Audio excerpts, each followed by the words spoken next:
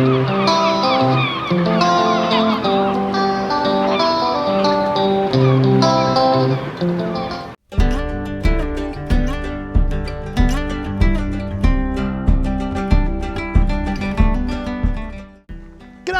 welcome to another episode of the Pier Review. Now, you might be wondering why I'm standing outside a sailing club and not actually on a pier. Well, one reason is that I'm actually running out of piers. So I'll be switching the upcoming Dumb Letters episodes into their own separate series so that I can save the actual piers for the serious stuff. But why the sailing club?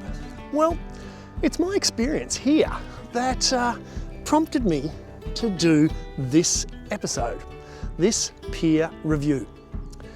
Now, let's go back a little bit of history. I joined this club way back in 1995 when I moved here to the far south of Tasmania. And at the time, I was seen as the newcomer, the blow-in, because I was from, wait for it, Hobart, 85 kilometres away.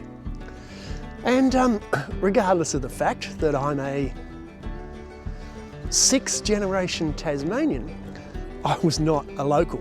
Well, not here anyway. Now, when I returned to Tasmania a couple of years ago, I'd been away working in Queensland, and I actually hadn't had much to do with this club for about, let's say maybe 4 years. As I said, I've been living in Queensland for 2 of those years, and 2 years prior to that, this club was attacked by an arsonist, and it was burnt to the ground.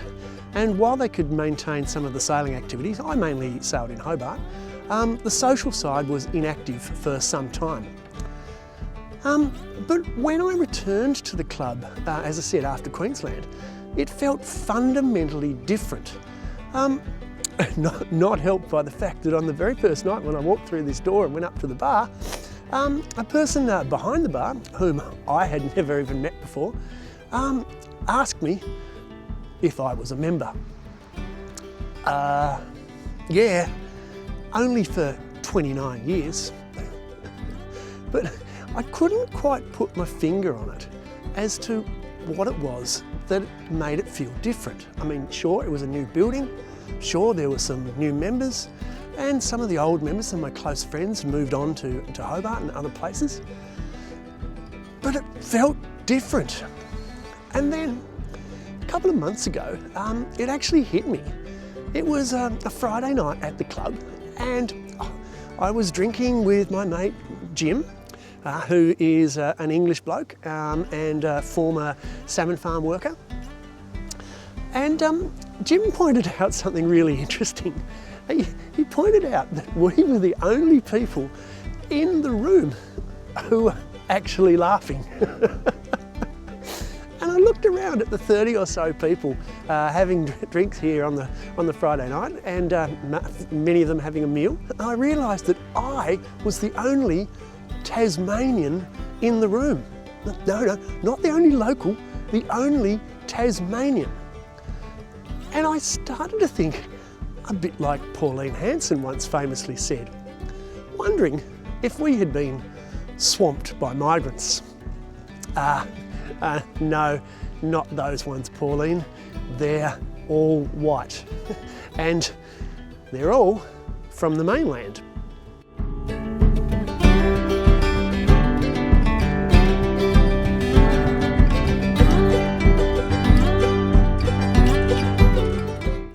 So around that time that I'd had my revelation, the following article appeared in the Hobart Mercury. How climate concerns and property prices are driving migration to the Huon Valley. 38-degree winter temperatures drove Rebecca Madigan to move away from Brisbane. She's now among a cohort of Queenslanders who are instead opting for Tasmania's cool climate. Climate refugees from the mainland are increasingly seeking cooler environments in Tasmania, with the Huon Valley emerging as a notable hotspot for tree changes from Queensland. the Regional Australia Institute and Commonwealth Bank released the latest quarterly Regional Movers Index this month, tracking net internal migration trends using change of address data. This also took into account intrastate migration, which included anyone moving from one Tasmanian local government area to another. The index showed that 3 of the top 5 local government areas for growth in the 12 months to September 2025 were in Tasmania: La Trobe, 842% growth, Devonport, 412%, and the Huon Valley, 380%. A Huon Valley Council spokeswoman said the region was popular with tree changes due to its rich arts culture, good food, spectacular wilderness, and proximity to Hobart. Lifestyle-driven migration, particularly retirees, remains strong, and Council is focused on supporting a more balanced demographic, she said. Council is also aware there is a disparity in relative affordability for locals compared to capital city movers. And that article attracted the following comments. People are welcome to move anywhere, but I hope they are not wanting to change community, way of life to suit their needs. Cygnet, especially followed closely by Franklin, and even smaller pockets like Geeveston, are being swamped by these people. Fair enough and welcome, but don't tell locals how to live. Moving to these areas is okay, but don't carry on like a pork chop when a snake is spotted in the paddock, or some sheep has escaped. Wonder if they're like the tree-changing neighbours that moved next to my mate's orchard farm, complain about the cattle, complain about the tractors, and complain about spraying time. Probably should have thought about it a bit. The idea is good, the actual reality annoyed them. So it wasn't just me having these thoughts. The story also appeared online with online media organisation Pulse Tasmania. And with Pulse not having any, let's say, moderation of its comments, the comments were a little bit more revealing and even more telling. Yeah, but it is what we get back in return that's the problem. They come here and want to change everything to how it was where they come from. If it is so great where they come from, then why come here? We don't have enough homes or hospital beds for the people already here. Also, in the northwest, a lot of folks moving here seem to be retirees, who will be putting an even bigger strain on our medical system. As a resident of a major growth area, it also dismays me when mainlanders come here with an agenda to enrich in Tasmania, aka make us more like the very same mainland they are fleeing. Some towns risk losing their unique characteristics, just because they don't fit in with mainlanders' desires. In short, please move here because you love it, not because you've come here to exploit our cheap real estate and spread mainland-style cafes everywhere, please. It's home to anyone who wants to relocate and come here to live. You don't own Tasmania. Yes, one outcome is that there will be smarter people walking amongst you, but keep your mouth closed and you might be able to hide your inadequacy. So here we get both sides of the story. Local Tasmanians expressing their frustration and a newcomer telling us that we are essentially inadequate. But I'm not going to actually have a rant myself, maybe not yet, but I am going to do a peer review of this demographic change that is happening to small areas in Tasmania, but particularly looking at some statistics and some research as it applies to the Huon Valley and this small town. And I'll be doing some speculating about what this might mean for my small town's community and economy, and dare I say it, future. So first up, we better confirm that the demographic change is actually occurring. So let's have a look at the source from where both Mercury and Pulse got their information.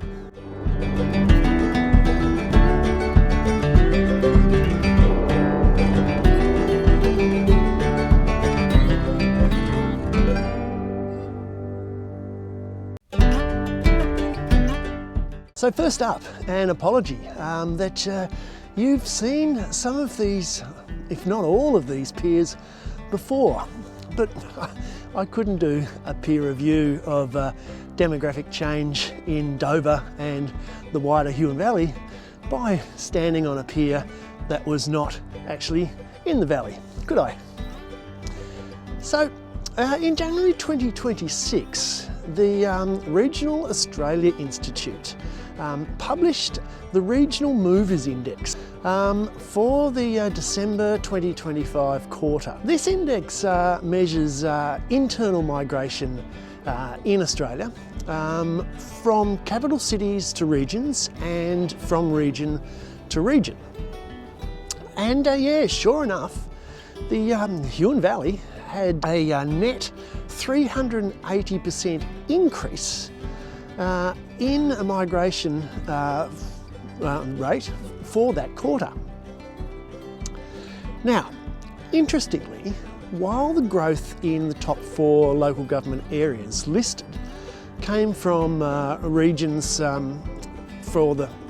basically came from regions to those areas, for the Huon Valley, a regional area, the vast majority of that growth came from capital city migration. Now, we've only got one capital city in Tasmania, Hobart, our capital. So while some people might have moved to the Huon from Hobart, like I did 30 years ago, I reckon that a lot of that capital city influx comes from mainland capital cities. And if we unpack the Regional Australia Institute data a bit more, we can see that this increase in migration is not a one-off, because in the 12 months from June 2024 to June 2025, the rate of increase migration for the Huon Valley was 192.9%. And for the 12 months from March 2024 to March 2025, the rate of increase was 182.8%. So it's certainly been increasing over a period of time. But where exactly are these people coming from, and who are they?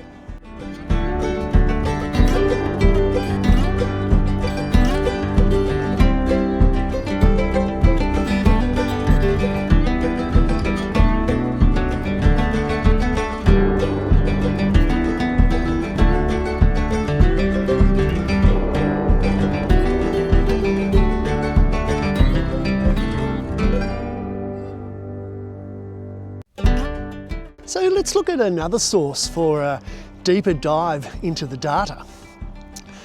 Informed Decisions is a great website where you can access customised census and other data on a whole heap of subjects, and it produces extensive local profiles for regional and local government areas.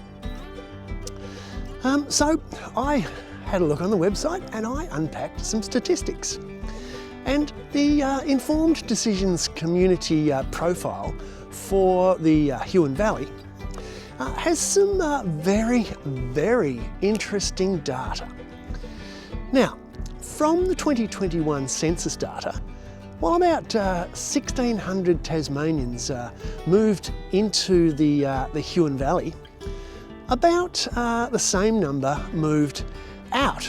So the net increase of Tasmanians into the Huon Valley was only 17 people. And while 304 people moved here from overseas, that was absolutely swamped by the increase of 989 from the mainland. Now, with the Huon Valley population at that time being just over 17,000, that equates to about a 6% net migration rate from mainlanders to the valley. Now, to put that into perspective, with all the ranting from One Nation, the Liberals and people like Clive Palmer about stopping mass overseas migration to Australia, the Australian Bureau of Statistics data shows that for the 2024-2025 year, net overseas migration to Australia was 306,000 people, a mere 1.1% of our total population. The Huon Valley is being swamped by mainland migrants at a rate almost 6 times that. So while the bulk of the mainlanders are coming from New South Wales and Victoria, what about that capital city to region rate that the Regional Australia Institute found had increased? Are they all coming from Hobart? Well, no. And they're not all coming from Sydney or Melbourne either. When you break down the data further to find out what local government areas these mainlanders are coming from, it's very interesting. You will see that discounting the Tasmanian local government area of Kingborough, the highest number, 116 people in the 5 years to 2021, came from Brisbane. That explains why I see all those cars with Queensland number plates. For example, today I drove from Dover to Huonville, and there were 117 cars coming the other way. 18 of them were interstate number plates. So, okay, in the following 5 years, the data shows that another 130 came from Brisbane and the Gold Coast. So who are these people and why are they coming? We're going to have to look beyond the quantitative data and look at some qualitative research.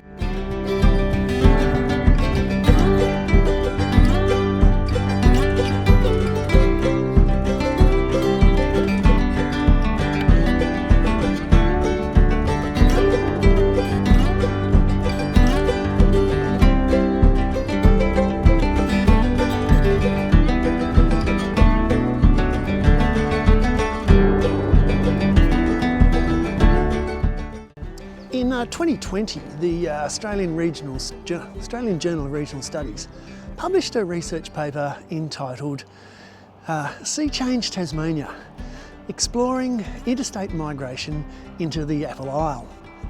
It was co-authored by Nick Osbaldiston from James Cook University in Cairns, Lisa Denny from University of Tasmania in Hobart, and Felicity Picken from the University of Western Sydney.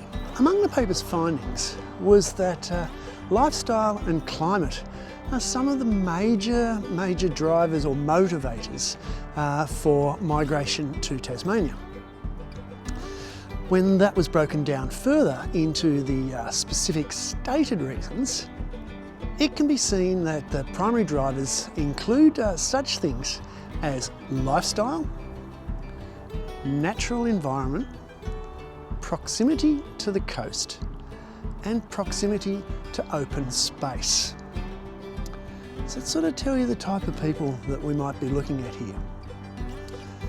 And next they looked at the income of these people, finding that the median income of many of the interstate migrants was almost double that of the median income of Tasmanians at that time.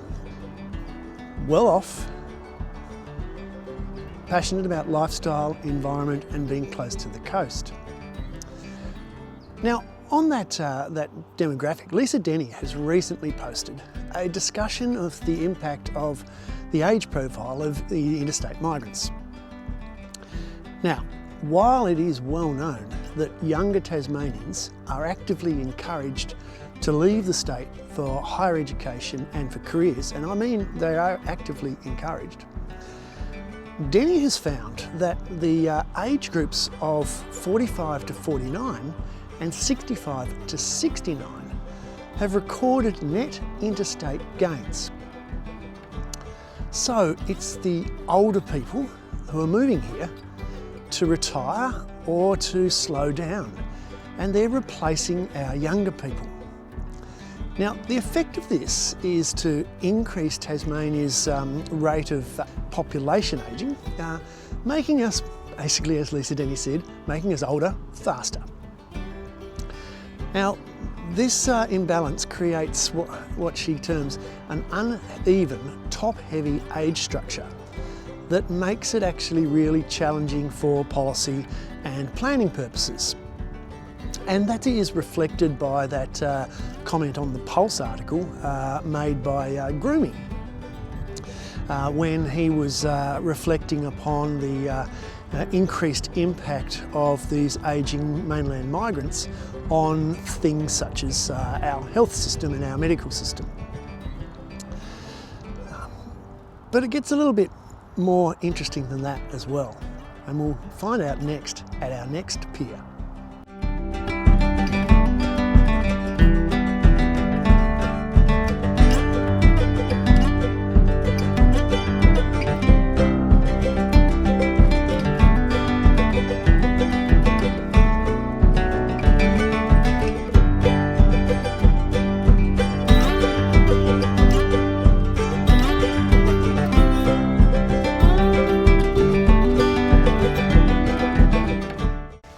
In 2022, Nick Osbaldson published another paper, primarily about climate being the driver for migration to Tasmania.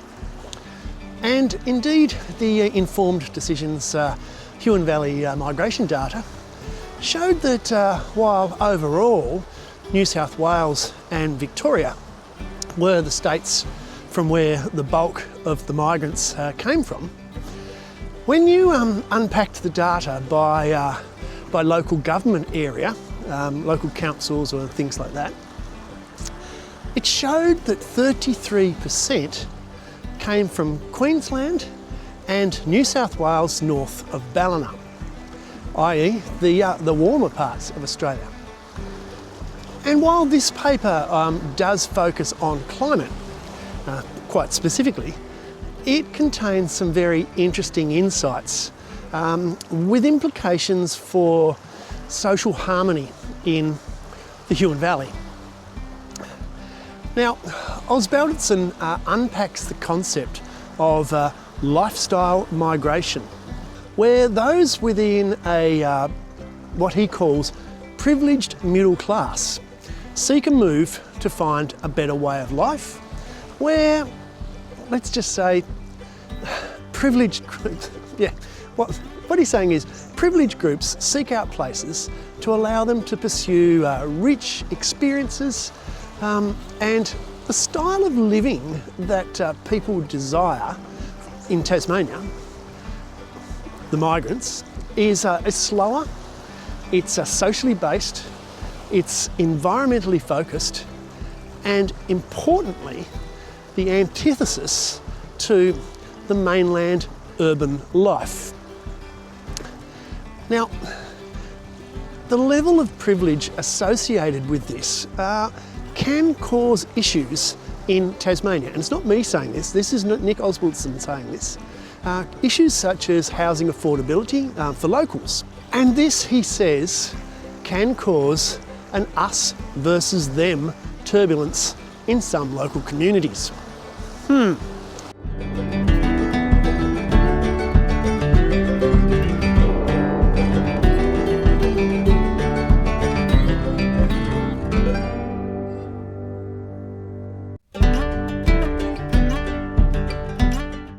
So again, it looks like we might have bitten off more than we can chew to really get to the bottom of this issue in one episode.